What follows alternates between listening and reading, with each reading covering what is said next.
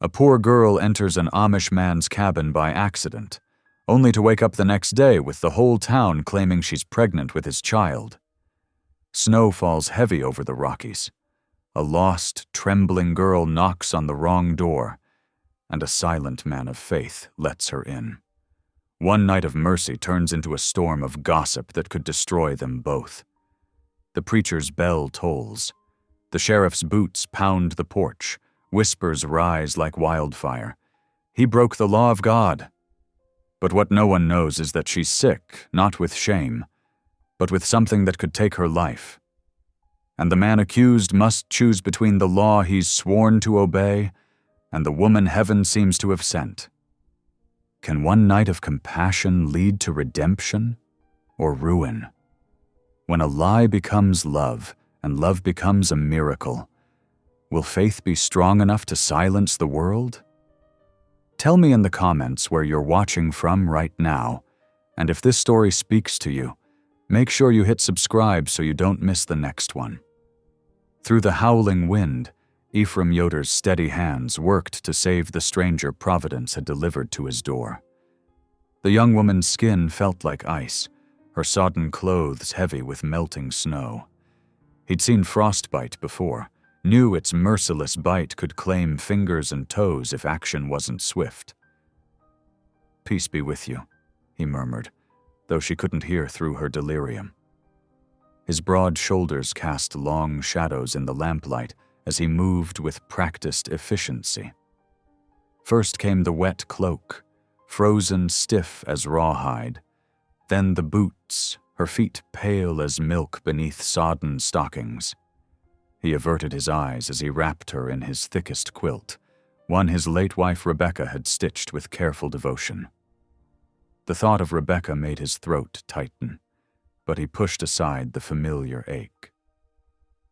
This woman needed help, and the good book taught that mercy couldn't wait. The pot of soup he'd made earlier still simmered on the cook stove. While she lay bundled near the heat, Ephraim spooned warm broth between her blue-tinged lips. Her face was young, probably mid-20s, with delicate features that spoke of gentle breeding despite her rough clothes. "There now," he soothed when she coughed. "Small sips."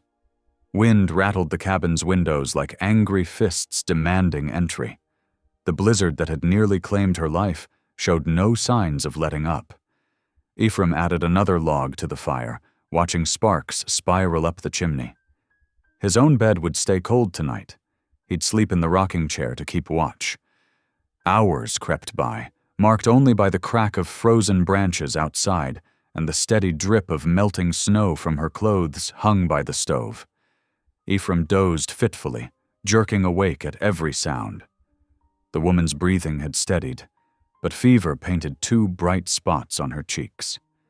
He prayed as he watched over her, his large, work-roughened hands clasped tight. "Lord, grant her strength. Show thy servant what must be done." But doubt gnawed at him like mice in the grain bin. The English world had taken Rebecca and their unborn child. Was this woman's arrival a test of his faith?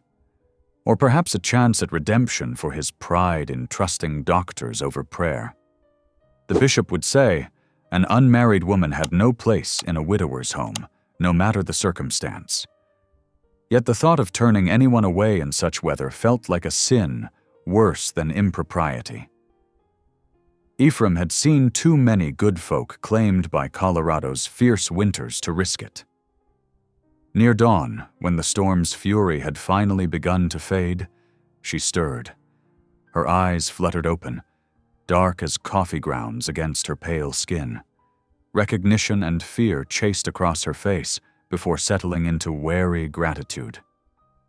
"Thank you," she whispered, voice rough as sand. "You're the angel who found me." Ephraim felt his cheeks warm at the title. "Nein, no angel, just a farmer who heard your knock." Her gaze drifted to his plain clothes, the beard marking him as Amish. Understanding dawned slowly through her fever-hazed eyes. "I'm Elena," she managed. "Elena May Cartwright. I'm sorry to impose— Rest now, Ephraim cut in gently. There's time for talk when you're stronger. He helped her sip more broth, noting how her hands trembled.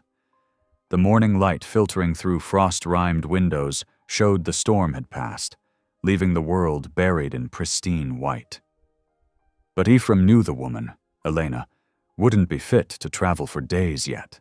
He'd have to send word to Bishop Stoltzfus, explain the situation. Perhaps Sister Anna could come stay as chaperone once the paths were clear. Elena had drifted back to sleep, her face peaceful now despite the lingering fever. Ephraim tucked the quilt more securely around her shoulders, careful not to wake her. As he did, he noticed fading bruises on her wrist, partially hidden by her sleeve.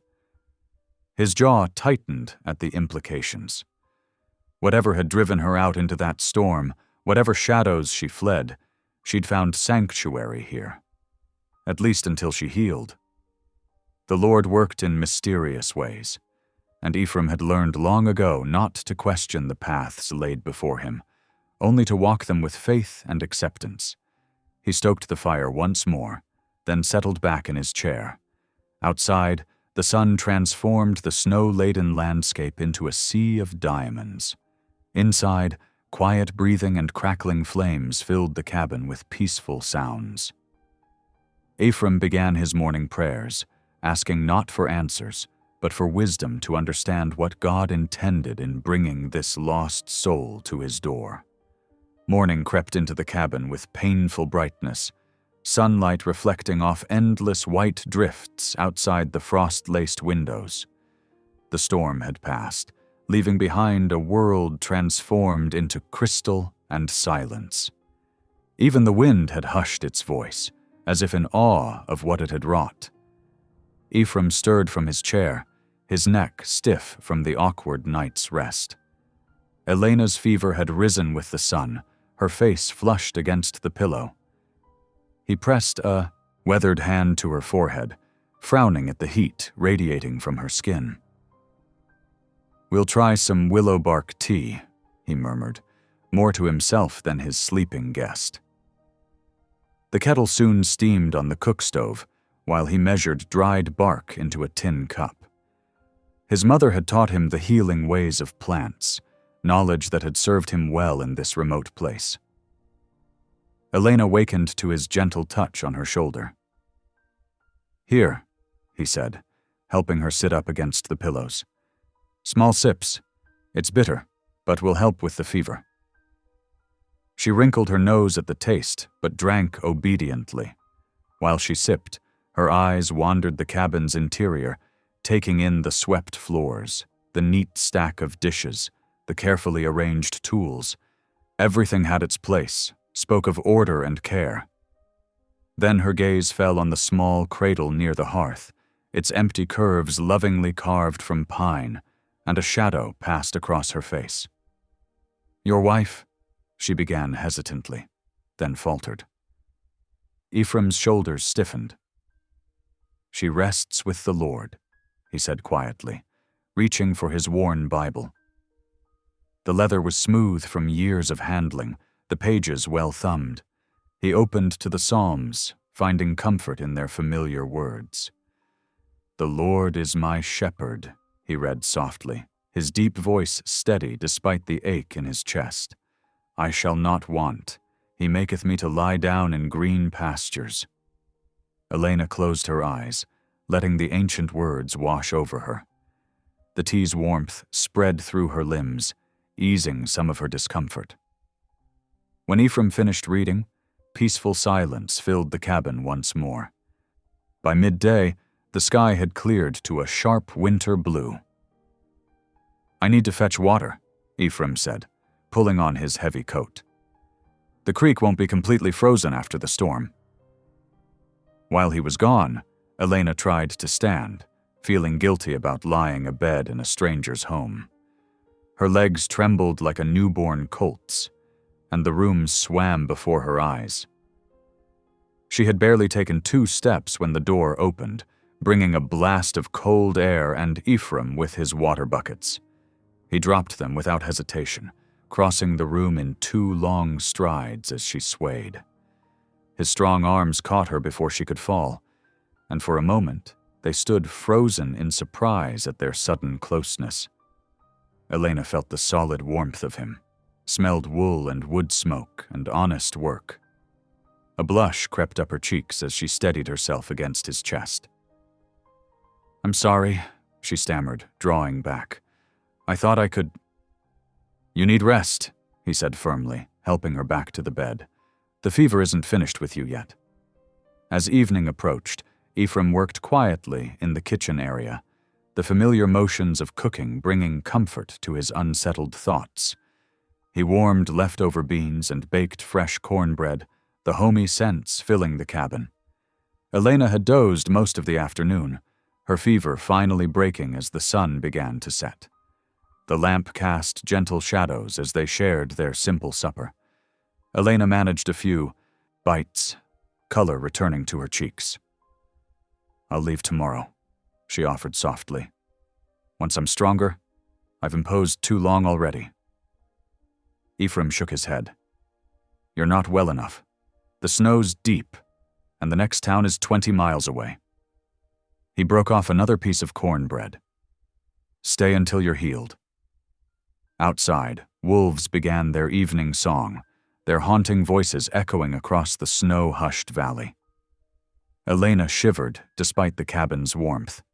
The sound reminded her how far she was from everything familiar, how close she'd come to being lost forever in the storm. Yet here, in this simple cabin with its quiet keeper, she felt an unexpected peace settling over her like a warm quilt. She watched Ephraim clear away their dishes, his movements sure and steady in the lamplight. No questions asked, no demands made, just simple kindness freely given. Ephraim felt her gaze but kept to his tasks, his mind troubled by emotions he thought long buried. The cabin hadn't felt this alive since Rebecca's passing. Even in silence, Elena's presence filled the empty corners with something he couldn't name, or didn't dare to. The wolves called again, closer now, their voices twining together in ancient harmony. Inside the cabin, lamp flames danced on rough-hewn walls, and 2 souls found themselves sharing a moment of grace neither had expected to find. Morning sunlight streamed through the frost-etched windows, turning the cabin's interior golden. Elena stood near the hearth, wearing a plain wool dress Ephraim had brought from the trunk where he kept Rebecca's things. The fabric hung loose on her slender frame, but its warmth was welcome against the morning chill. She gripped the worn broom handle, determined to be useful. "Please," she'd insisted when Ephraim tried to stop her. "I need to do something to repay your kindness." Her strokes were gentle but thorough, raising small clouds of dust that danced in the sunbeams. A quiet melody rose from her lips as she worked, an old hymn her mother had sung while kneading bread. The familiar tune brought comfort, helping push away darker memories of what she'd fled. Ephraim paused in his morning chores, struck by the simple sound. Music hadn't filled these walls since Rebecca's passing, and its return stirred something in his chest. He watched Elena bend over his torn shirt sleeve, her needle flashing in and out with neat, even stitches. Her humming continued, soft and sweet as spring rain. "I need to ride to the settlement," he said, pulling on his heavy coat. "We're low on supplies, and Joseph Miller might have news of when the road will clear." He hesitated, then added, "Once it does, I can escort you to town." Elena's hands stilled for a moment, but she nodded. "That's very kind of you." Her voice was steady, though something flickered in her eyes. Perhaps relief, perhaps regret. "I'll take Moses," he continued, referring to his sturdy mule. "He's surer-footed than the horse in deep snow." He moved towards the door, then paused. "There's flour in the bin if you've a mind to bake. Just don't tire yourself." Once he'd gone, Elena found herself studying the neat cabin with new eyes. Everything spoke of careful maintenance, yet something was missing. The small touches that turned shelter into home. She opened the flour bin, measuring ingredients by memory and experience. Soon, the scent of baking biscuits filled the air. The simple act of creating food for another person soothed her spirit. Each biscuit she shaped reminded her that she wasn't powerless, that she still had something to give. The marks of her fingers in the dough were like tiny prayers for safety, for direction, for the quiet man who'd saved her life. The winter afternoon drew its shadows long across the snow before Ephraim returned. His cheeks were red from the biting wind, his beard dusted with ice. He stamped his boots clean, bringing with him the sharp scent of cold air and pine. "The road's still blocked south of Miller's place," he reported, setting down his saddlebags. "Might be several days before it's passable." He reached into one of the bags and withdrew something soft and gray. "The trader had this. Thought you might have need of it." Elena's fingers trembled as she accepted the shawl. The wool was soft, finely woven with a simple pattern along its edges. Such unexpected thoughtfulness brought tears to her eyes, which she quickly blinked away. "Thank you," she whispered. "The biscuits are still warm, if you're hungry." They ate their evening meal in companionable silence. The biscuits were light and golden, split open to receive generous portions of butter and honey. Outside, snow began to fall again, not in the violent swirls of the previous storm, but in gentle, persistent flakes that seemed determined to reshape the world. Elena wrapped her new shawl more tightly around her shoulders, watching the snow through the window. Each flake seemed to whisper of delays, of extended time in this peaceful cabin. Her heart felt full of unspoken words, gratitude, fear, hope she dared not name. Across the table, Ephraim broke another biscuit in half, his movements deliberate. The simple domestic scene before him, shared food, lamplight, the soft gray shawl framing Elena's face, stirred memories he'd thought safely buried. He found himself noticing small details, the way she folded her hands when speaking, how she tilted her head while listening, the gentle care she took with everyday tasks. The snow continued its quiet work outside, building new drifts against the cabin walls. Inside, warmth and silence wrapped around them like a quilt, comfortable, yet somehow charged with unspoken possibility. Neither mentioned the weather or what it might mean for Elena's departure. Some thoughts were better left in the heart's keeping, like prayers too tender for voice. The third morning dawned crisp and clear. Fresh snow blanketed the landscape, but the drifts had settled enough to make travel possible. Ephraim stood in the barn, carefully harnessing Moses to the cart, while Elena waited near the cabin door, clutching her borrowed shawl against the morning chill. "The road to Gideon's Crossing should be clear enough now," Ephraim said, his breath forming clouds in the cold air. He helped Elena onto the wooden seat, making sure she was settled before climbing up beside her. The cart creaked as Moses began pulling them through the snow. The journey was slow and jarring.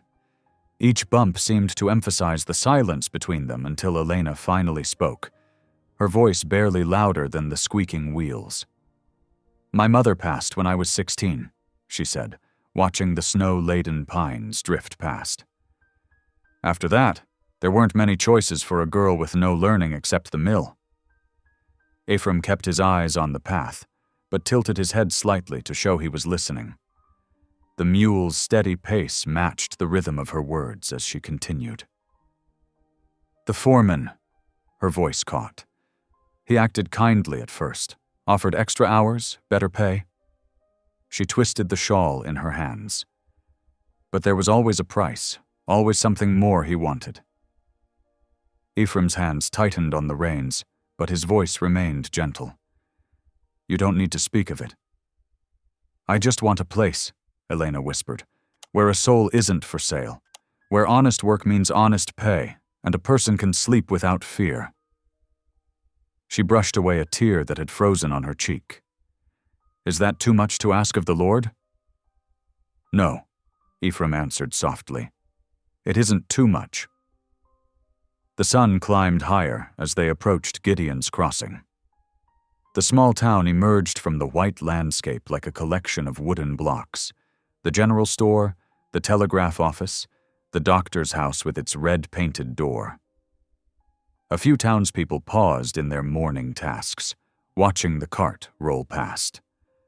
Whispers followed in their wake.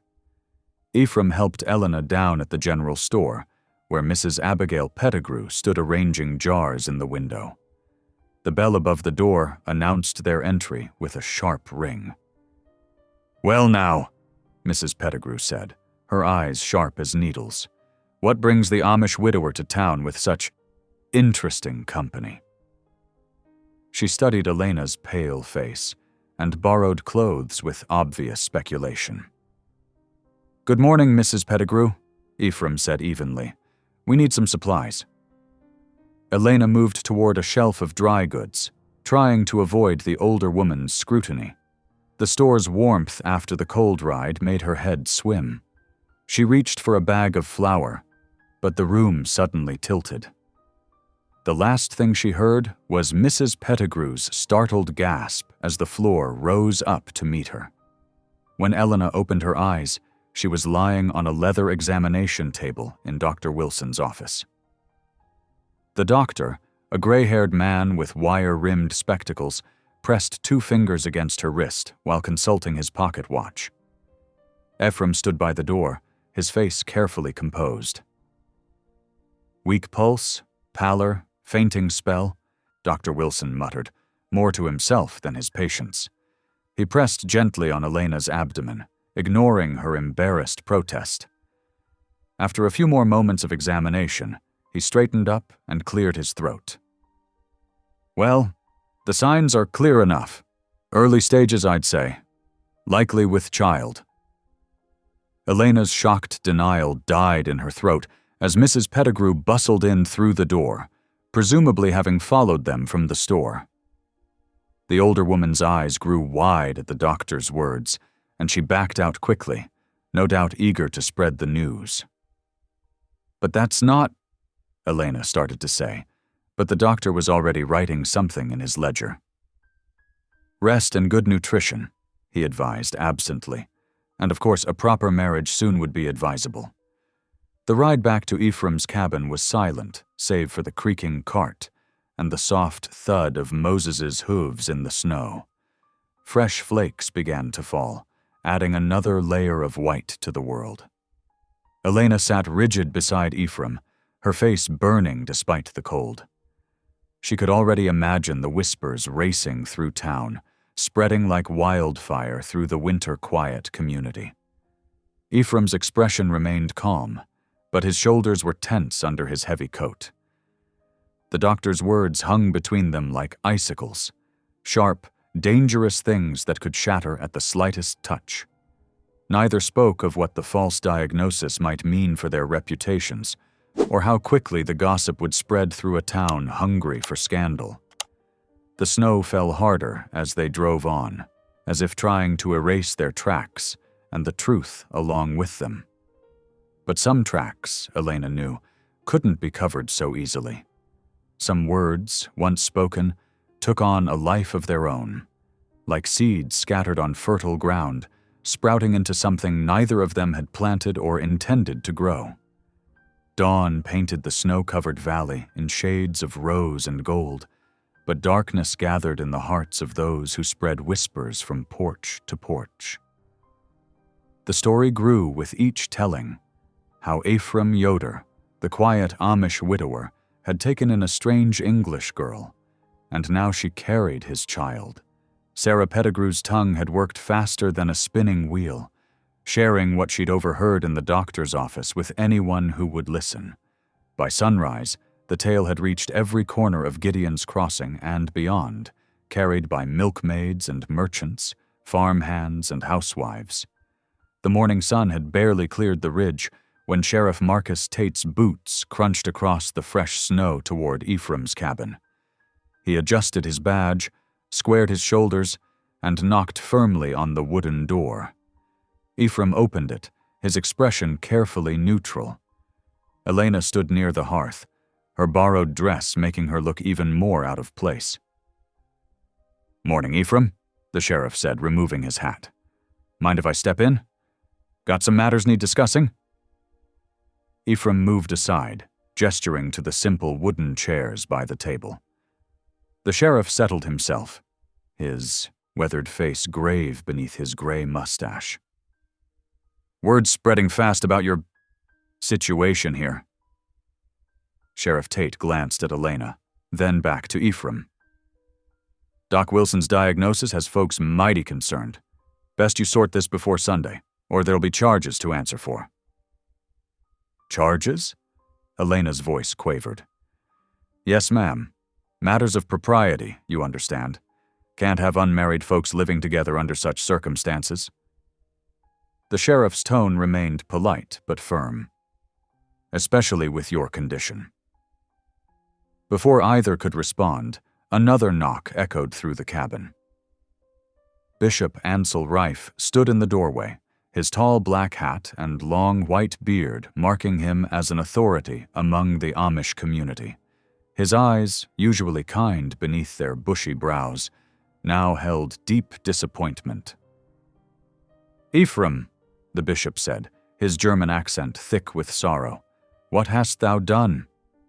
Ephraim met his old friend's gaze steadily. "I gave shelter to one in need, Bishop Rife, as our Lord commands." "But at what cost?" The bishop's voice grew stern. "The English girl carries a child, thy child, they say. This brings shame upon our people. If this isn't set right, the Ordnung demands shunning." Elena's face went white as fresh snow. She knew what shunning meant to the Amish, complete isolation from family, friends, and faith. Her hands trembled as she stepped forward. "Please," she begged, "let me leave. I've caused enough trouble already." Tears welled in her eyes as she looked at Ephraim. "You've shown me more kindness than I deserve. I won't let you lose everything because of me." The sheriff shifted uncomfortably in his chair. "Ma'am, in your condition—" "It's true." Elena's voice rang out suddenly, cutting through the tension like a knife. All eyes turned to her as she straightened her spine, chin lifted despite her trembling lips. "What they're saying, it's true. Ephraim is the father of my child." The lie fell heavy as a stone in the quiet cabin.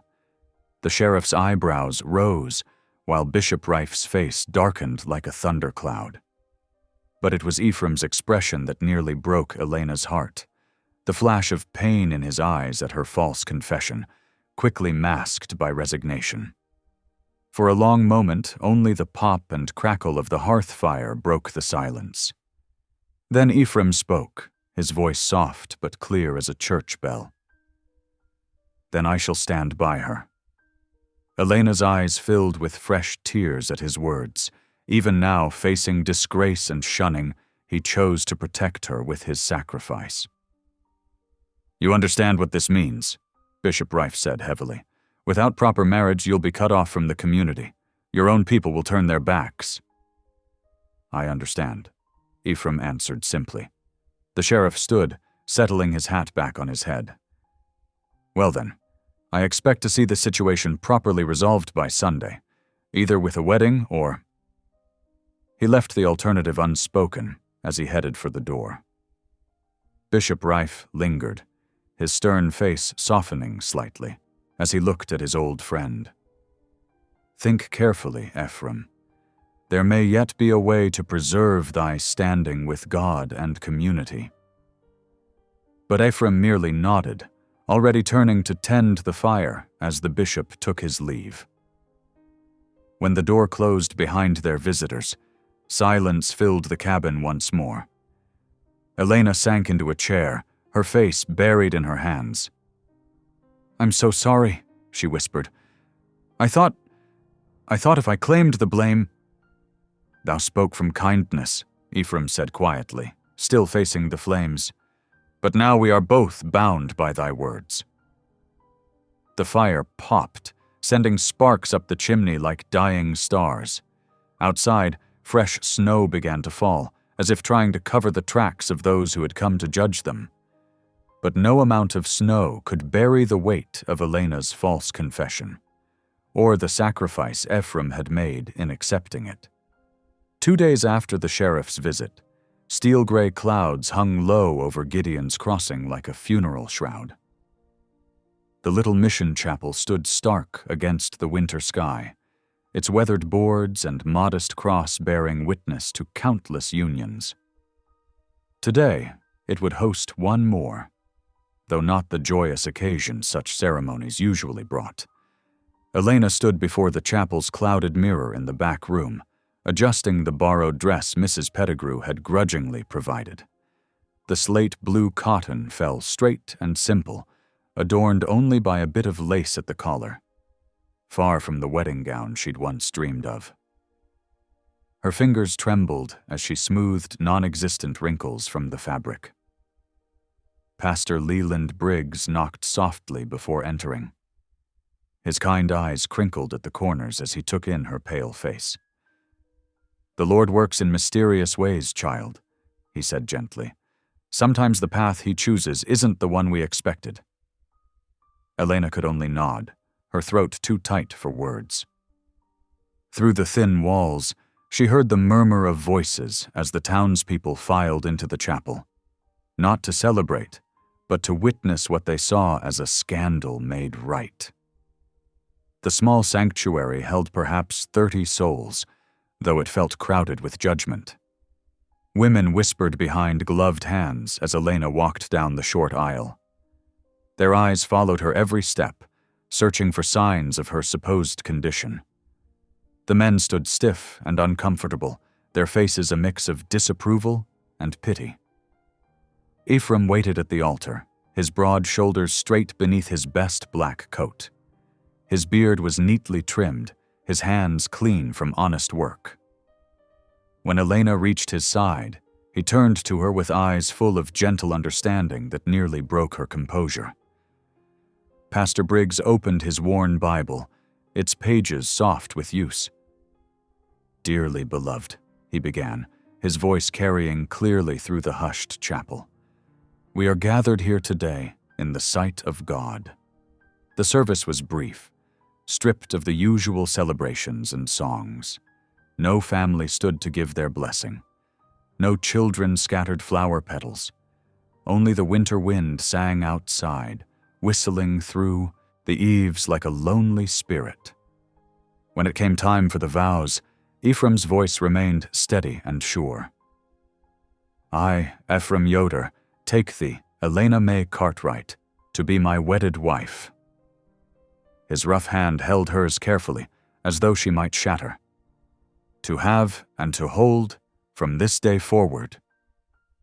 Elena's own vows emerged as barely more than a whisper, her hands trembling so badly she could hardly slip the simple band onto his finger. Throughout it all, Ephraim's calm presence anchored her, his quiet strength holding her upright when she thought she might collapse under the weight of their shared deception. "What God has joined together, let no man put asunder," Pastor Briggs concluded. "You may kiss your bride." Ephraim leaned forward and pressed his lips briefly to her forehead, a blessing more than a kiss. The gesture, so gentle and respectful, brought fresh tears to Elena's eyes. They signed the marriage certificate with shaking hands, Pastor Briggs and the sheriff serving as witnesses. Then Ephraim led her out through the gathered congregation, whose silence spoke volumes. No rice was thrown, no congratulations offered. Only the crunch of their boots in the snow marked their passage. Ephraim helped Elena onto the wagon seat, tucking a thick wool blanket around her before climbing up himself.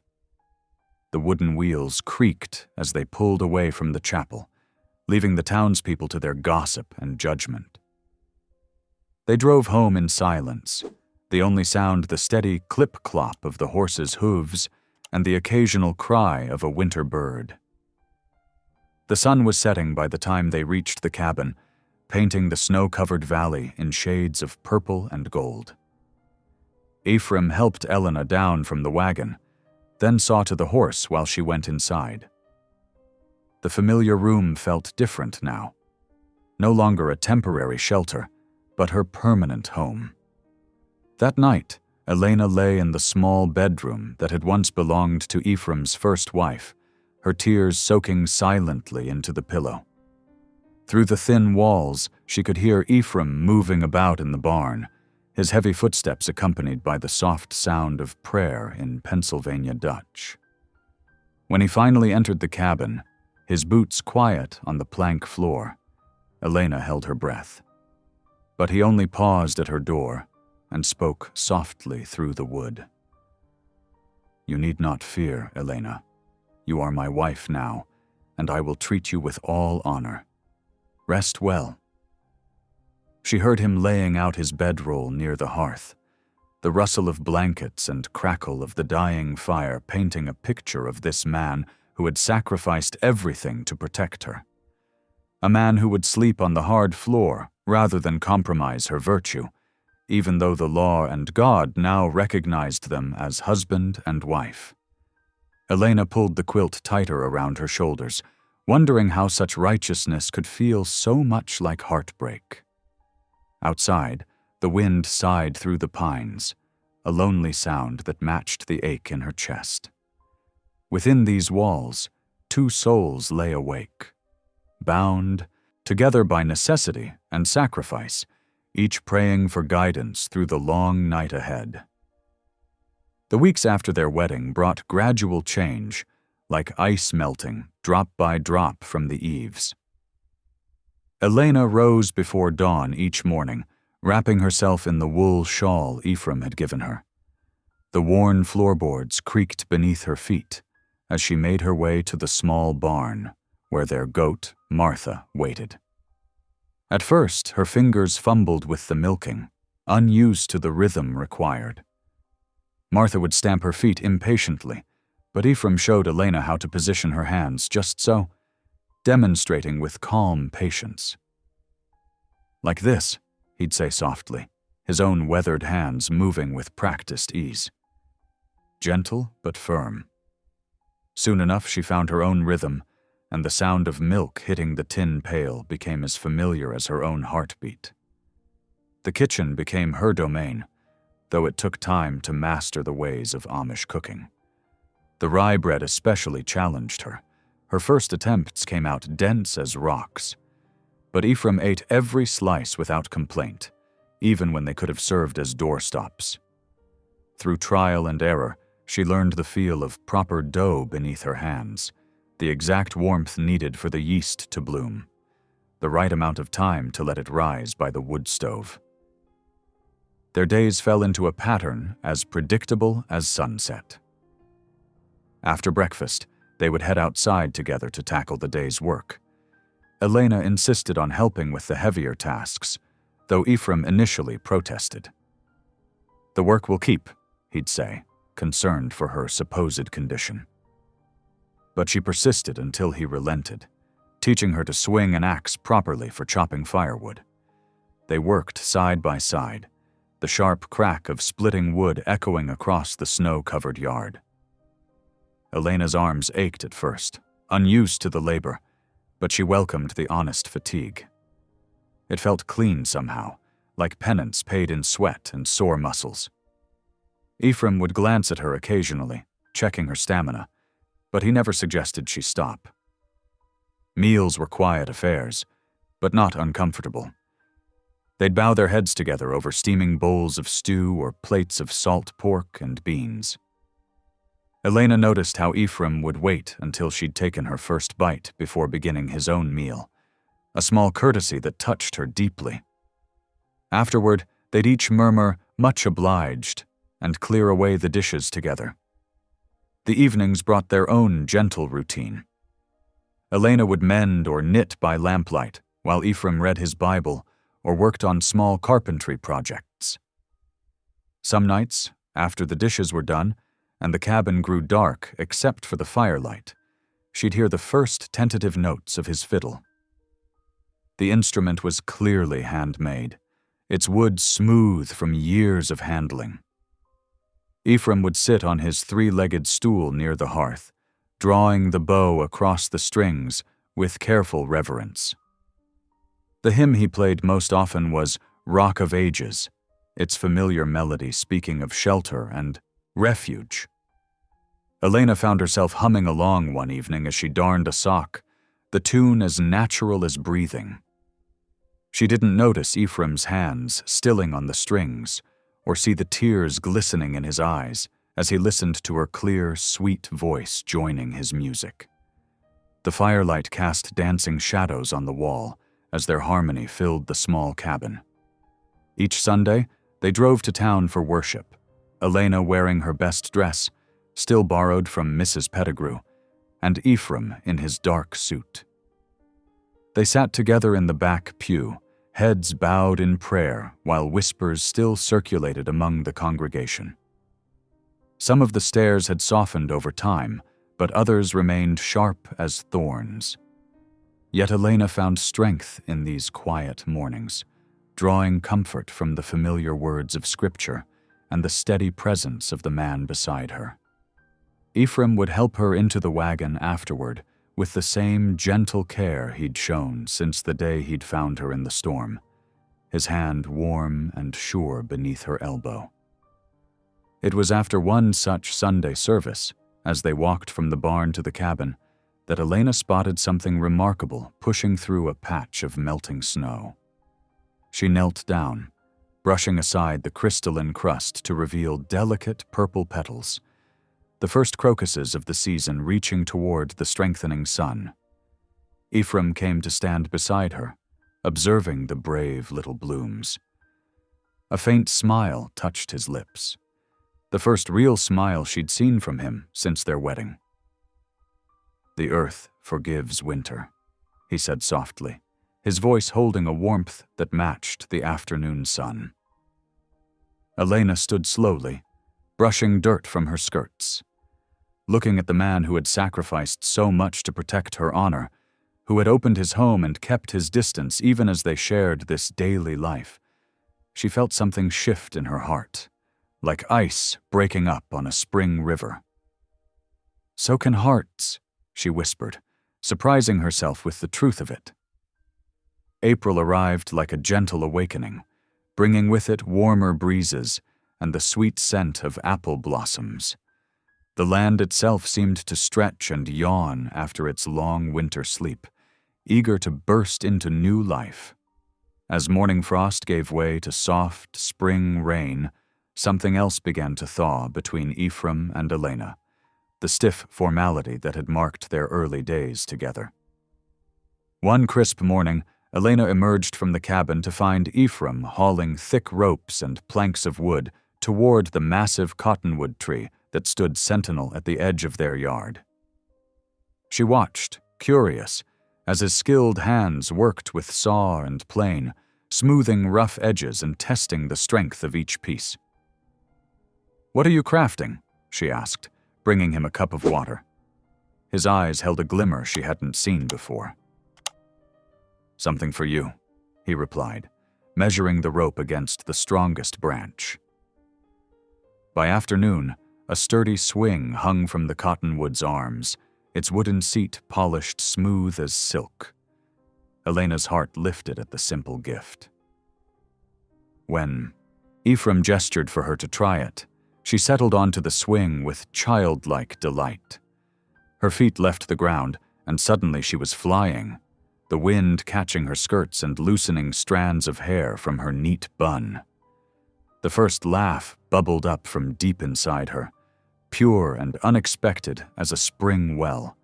Ephraim stood back, watching her soar against the blue April sky. The sound of her laughter seemed to transform him, softening the worry lines around his eyes. "Higher!" Elena called out, and he obliged, giving her a gentle push that sent her sailing toward the clouds. Their days took on a different rhythm now. Together they walked the fence lines, carrying tools and wire to mend winter's damage. Elena learned to splice broken strands together, her fingers growing sure and capable.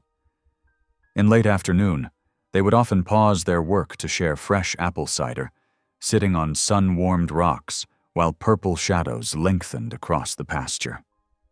"I reckon we'll need more fence posts come summer," Ephraim said one evening, his voice holding notes of future plans that made Elena's heart skip. They spoke more freely now of tomorrow, next week, next season, as if time stretched before them like an endless road they would walk together. When the moon swelled full and round as a silver dollar, Ephraim took Elena to the freshly plowed field. "The old ones say corn planted by the full moon grows strongest," he explained, showing her how to space the kernels in their rows. They worked side by side under the stars, their shoulders occasionally brushing as they moved down the furrows. That same night, their mare Blessing began to pace her stall, sides heaving with the effort of bringing new life into the world. Elena and Ephraim stayed with her through the dark hours, speaking softly, encouraging. Near dawn, a spindly-legged foal arrived, dappled gray like morning mist. Elena helped clean the newborn while Ephraim tended to Blessing. Their hands met in the straw as they worked, neither pulling away. When the foal finally stood on wobbling legs to nurse, they shared a smile that felt as natural as breathing. The rising sun found them still in the barn, exhausted but content.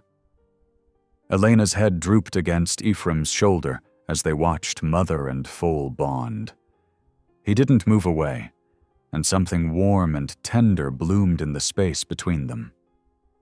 Back in the cabin, the small carved cradle that had haunted Ephraim for so long sat near the hearth. Elena had taken to polishing it each evening, her gentle hands bringing out the deep glow of the wood. Sometimes she caught Ephraim watching her as she worked, his eyes holding questions neither of them was ready to voice.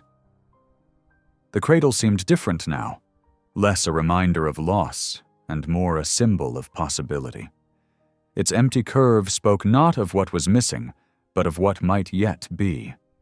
In the lamplight, the wood gleamed rich and warm, patient as hope itself. Their evenings grew longer and sweeter as spring deepened. After supper, they would often sit together on the porch, watching twilight paint the sky in shades of rose and gold.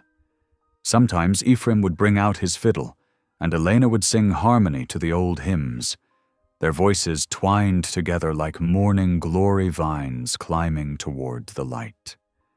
The shame that had driven them together, the false scandal, the whispered rumors, seemed to fade like winter frost in the warmth of their growing companionship.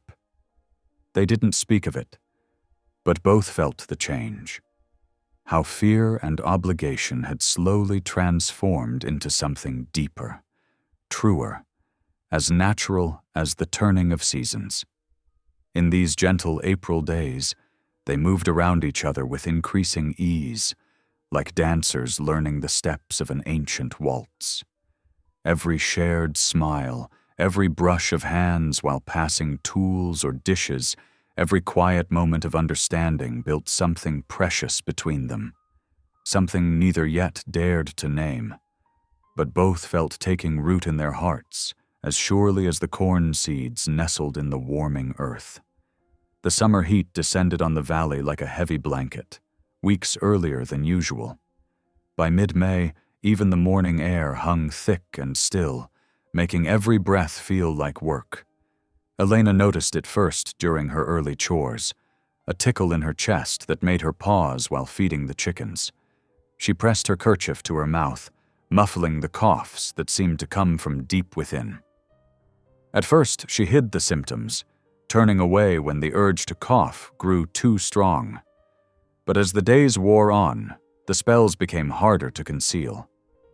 One afternoon, While hanging laundry in the merciless sun, a violent fit doubled her over. The world spun as she gripped the clothesline for support. Ephraim found her there, trembling.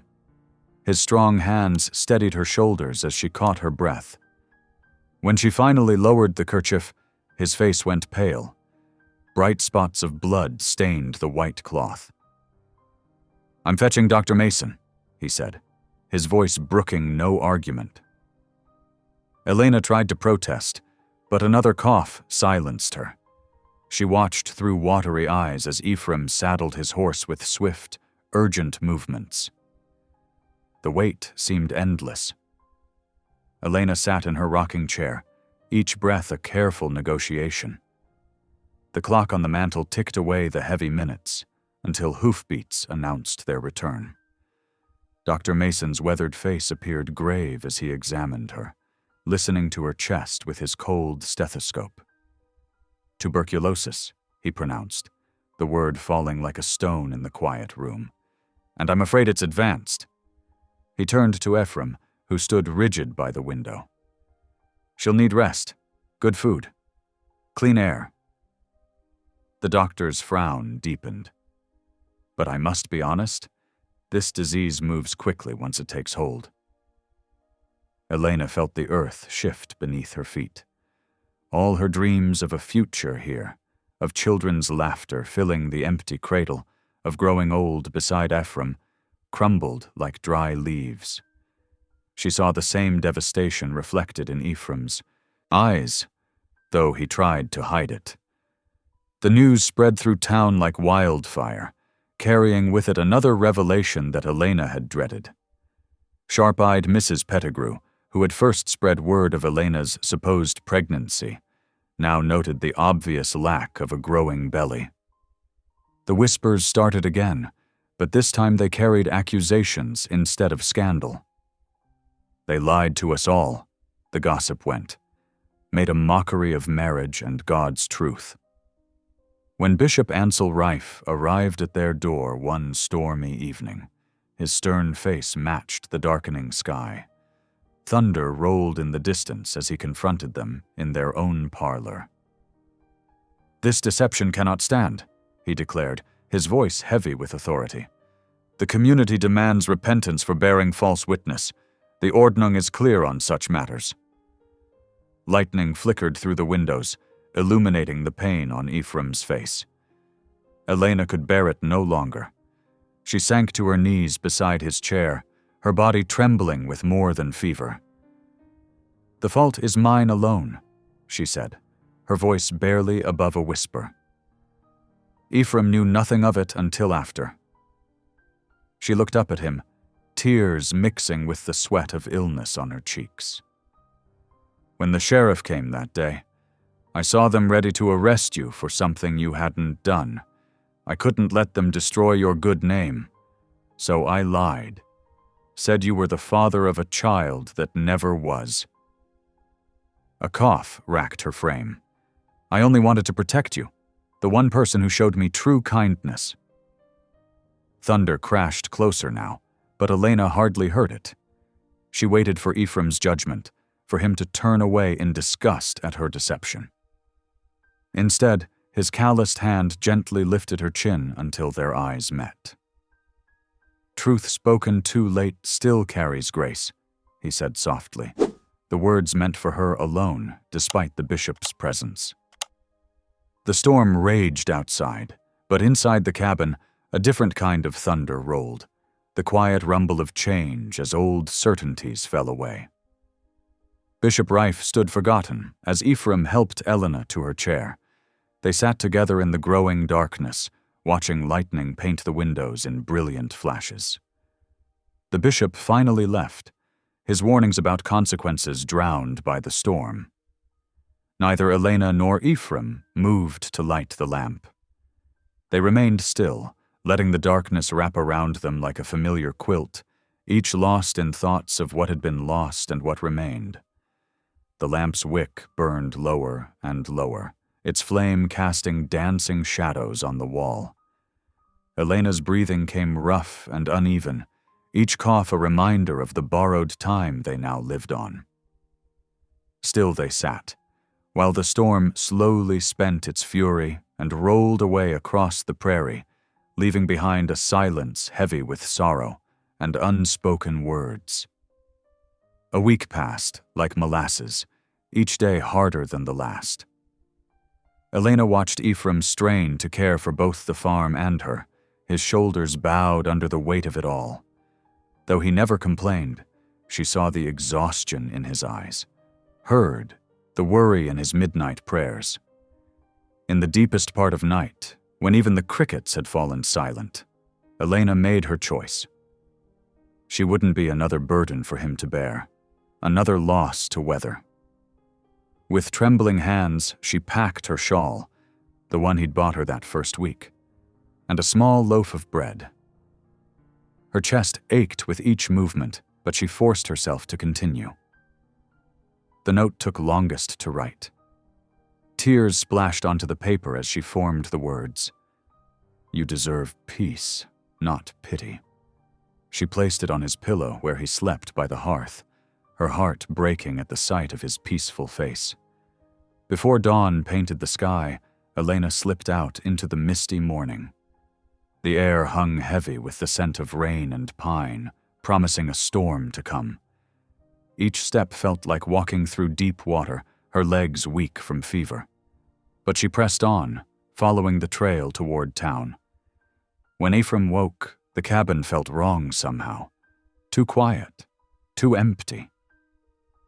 His eyes fell on the note, and fear gripped his heart as he read her words.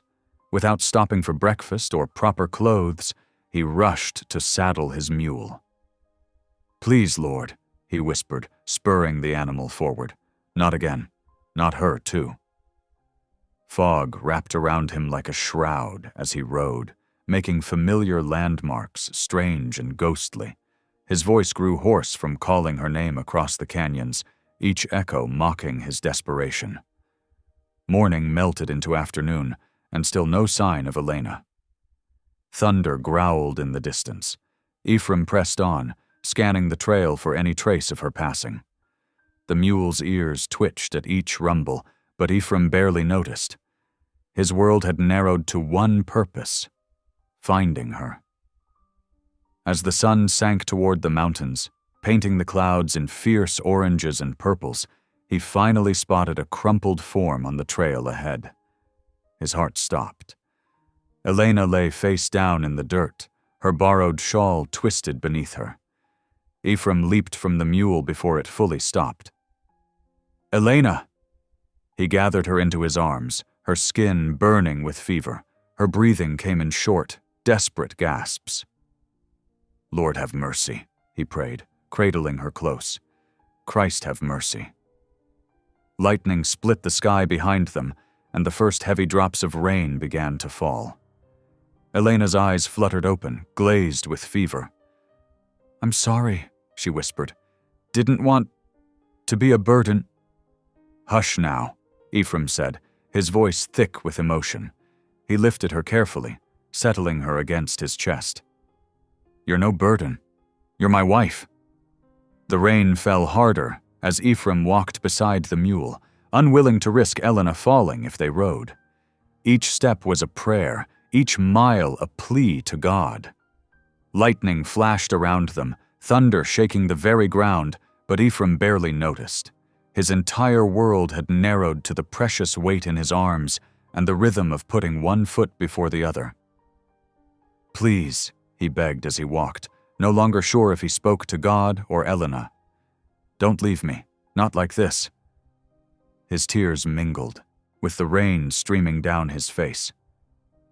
"I can't lose you too." Elena stirred against him, her breath rattling in her chest.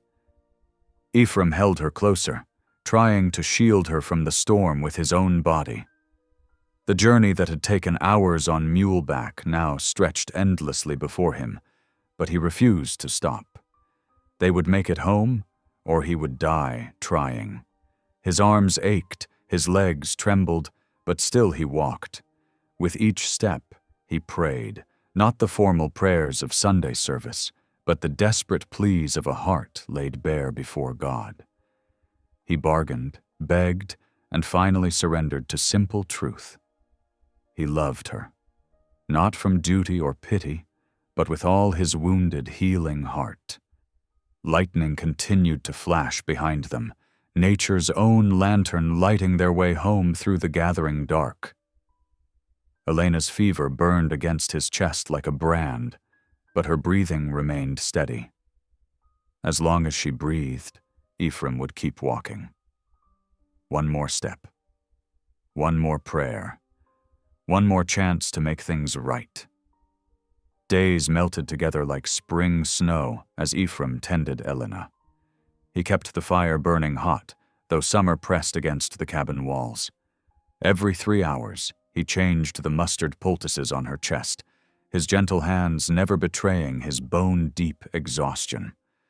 Between treatments, he spooned honeyed broth past her cracked lips, whispering encouragement with each swallow. The cabin filled with the sharp scent of healing herbs, horehound and mullein that he gathered at dawn, yarrow from along the creek bank. He steeped them into strong teas, adding wild honey to mask their bitterness. When Elena's fever spiked, he bathed her forehead with cool cloths, his prayers never ceasing. "Lord, spare her," he would murmur hour after hour. "Take anything else, but spare her." Through it all, Elena drifted in and out of consciousness, sometimes calling for her mother, sometimes apologizing to Ephraim in her delirium. Each time, he would smooth her damp hair back and assure her, "You're safe. You're home." On the 4th morning, while Ephraim dozed in his chair beside Elena's bed, heavy boots thudded on the porch. He recognized the measured pace.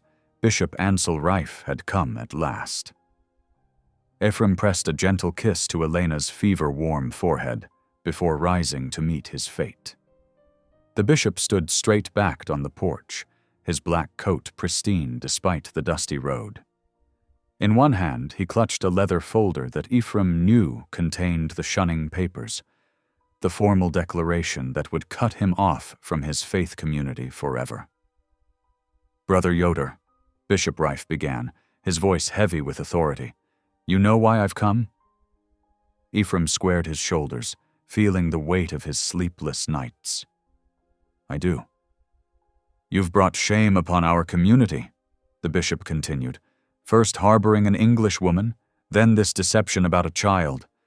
Now you persist in keeping her here, unmarried in truth before God." "We are married," Ephraim interrupted quietly. "Perhaps not in the way of our people, but before God and the law." The bishop's face hardened. A marriage built on lies cannot stand.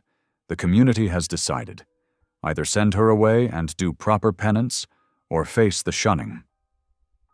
Inside the cabin, Elena coughed weakly. The sound struck Ephraim's heart like a hammer blow. He thought of his first wife, how he'd followed the rules then, refusing to seek English doctors until it was too late. The memory of her loss still ached, but now it strengthened his resolve. "I will not turn away the one the Lord brought to my door," Ephraim said firmly, his voice carrying clearly in the morning air.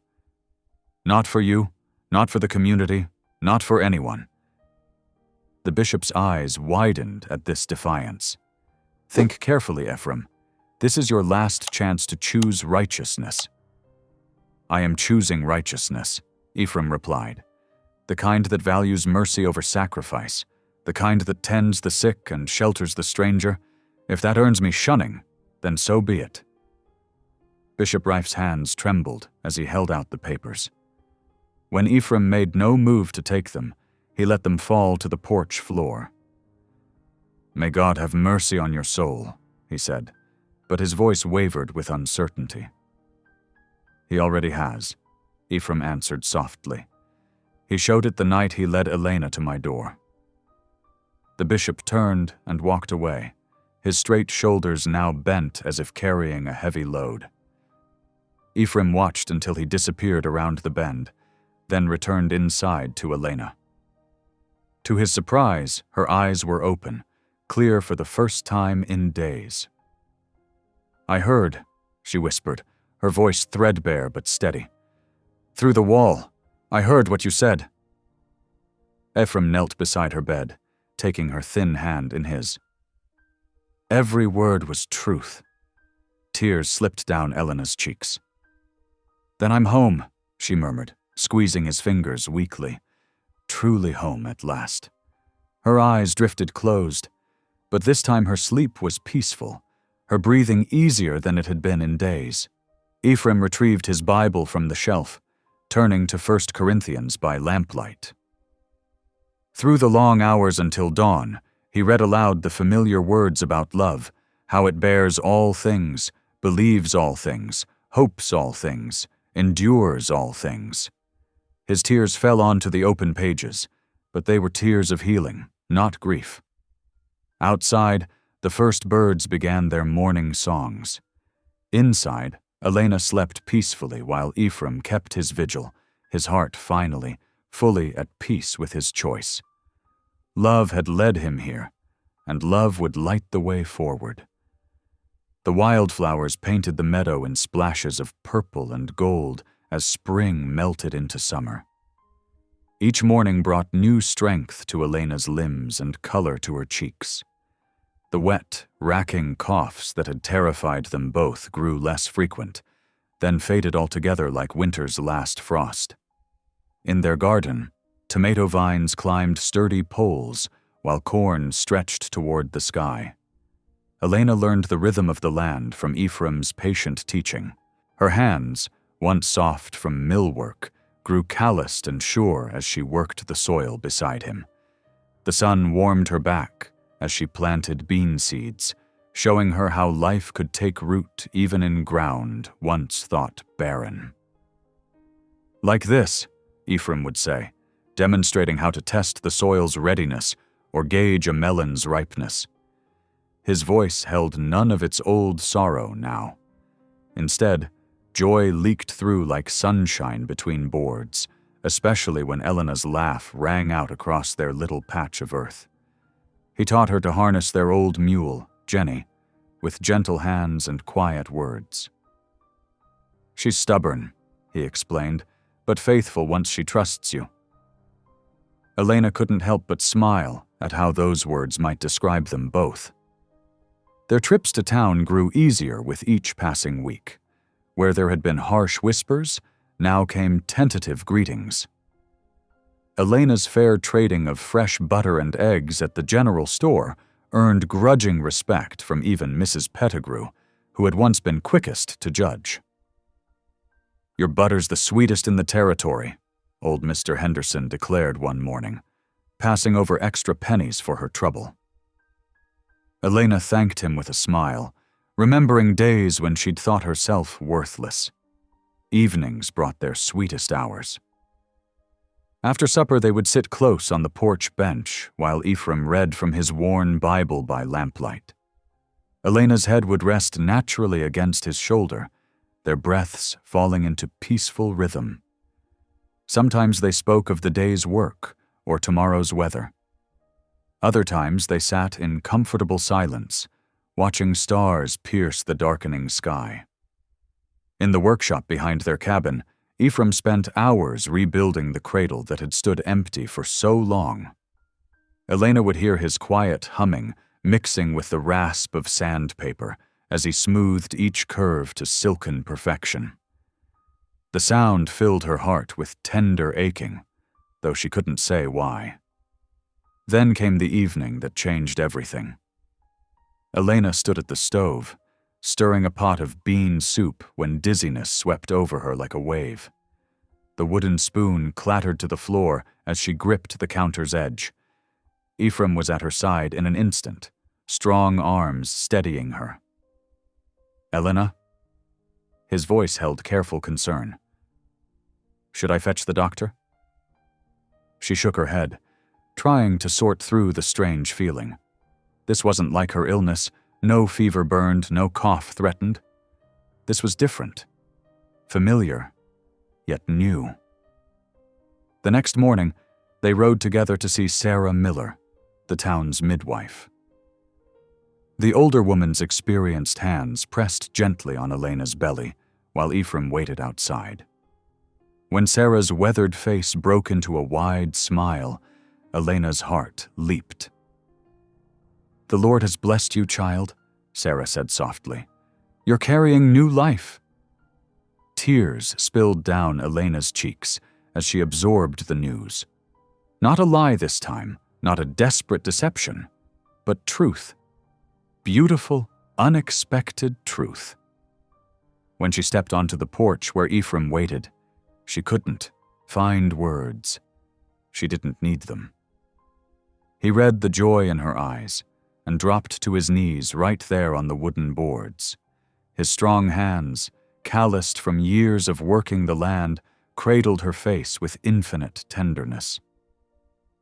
"The Lord restores what sorrow stole," he whispered, voice rough with emotion. Tears gathered in his beard as he pressed his forehead against her skirts. Elena's fingers found his hair, threading through the silver-streaked strands. They stayed that way for a long moment, their hearts too full for speech. Around them, summer buzzed with life. Bees among the clover, birds calling from fence posts, warm wind rustling through tall grass. All of it seemed to echo the miracle growing within her. Later that evening, Ephraim brought the finished cradle into their bedroom. Moonlight gleamed on the polished wood, highlighting the careful craftsmanship of every detail. Elena ran her fingers over the smooth rails, marveling at how love could shape raw lumber into something so precious. "It's perfect," she whispered. Ephraim's arms encircled her from behind, his hand coming to rest protectively over her still flat belly. "Like every gift from God," he murmured against her hair. They stood together in the quiet room, watching moonlight paint silver patterns through the window. The cradle's gentle presence seemed to fill the space with promise, not just of new life, but of healing made complete. What had begun in winter's desperate hour had bloomed into summer's abundance. Their hearts, once wounded by loss and loneliness, now beat strong with renewed purpose and joy. Autumn painted the valley in rich golds and crimsons as the harvest rolled in, more bountiful than anyone could remember. Ephraim and Elena worked side by side, their combined strength making light work of heavy tasks. Their root cellar filled with potatoes, squash, and preserves, while the barn rafters hung heavy with drying corn. One crisp Sunday morning, Bishop Ansel Reef's buggy appeared in their yard. Elena's heart quickened, but Ephraim squeezed her hand reassuringly.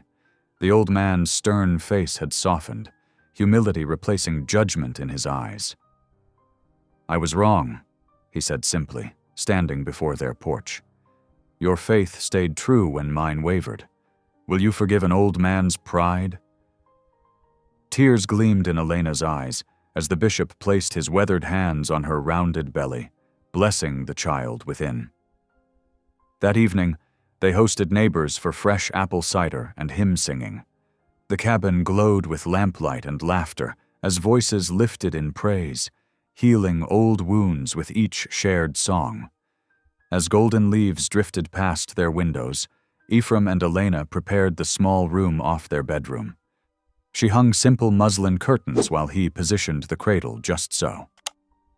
In his workshop, he carved a delicate wooden lamb, smoothing each curl of wool until it seemed almost alive. Elena found him there one evening, holding it tenderly as tears tracked down his cheeks. Grateful tears this time. The first snow was falling when Elena's labor began, earlier than expected. Through the long night, Ephraim never left her side. He wiped her brow, supported her back, and prayed without ceasing as she fought through each pain. Sarah Miller's calm voice guided them both. Just as dawn's first light touched the frozen fields, a new cry pierced the quiet. Their daughter slid into waiting hands, perfect and strong. Ephraim gathered Elena and the baby close, his heart so full he could barely speak. "Grace," Elena whispered, touching their daughter's downy head. "For that's what brought us here." Winter returned like an old friend this time, gentle and familiar. The December snow cast a soft glow through the cabin windows, while the hearth fire crackled merrily within. Ephraim sat in his hand-carved rocking chair, cradling baby Grace in the restored cradle that had known such sorrow before. His weathered hands moved with infinite tenderness as he rocked their daughter, humming an old hymn. Elena watched from her seat by the fire, wrapped snugly in the quilt Ephraim had covered her with on that stormy night nearly a year ago. Her heart swelled at the sight of them together, her husband's strong frame bent so carefully over their tiny miracle. The sound of wagon wheels and sleigh bells announced the arrival of Bishop Ansel Rife and their neighbors for Grace's christening. The small cabin filled with warmth and fellowship as everyone gathered around.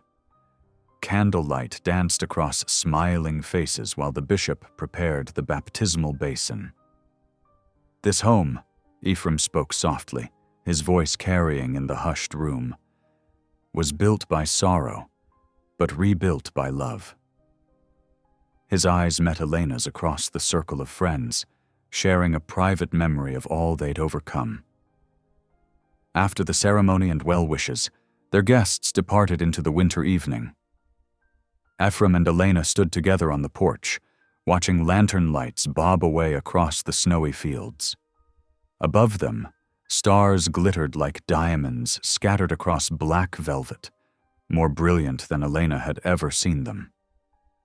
"I thought I entered your home by mistake that night," Elena whispered, leaning into his warmth. Ephraim's arm tightened around her shoulders. "No," he answered, his voice rich with certainty. "You entered my life by design." The winter wind stilled, as if nature itself paused to acknowledge the truth of his words. Peace reigned over their small homestead, a peace hard-won but pure, like winter's first snow. "Thank you for being here. If something in this story stayed with you, I'd love to see you again. Subscribe, and tomorrow I'll bring you another story crafted with heart."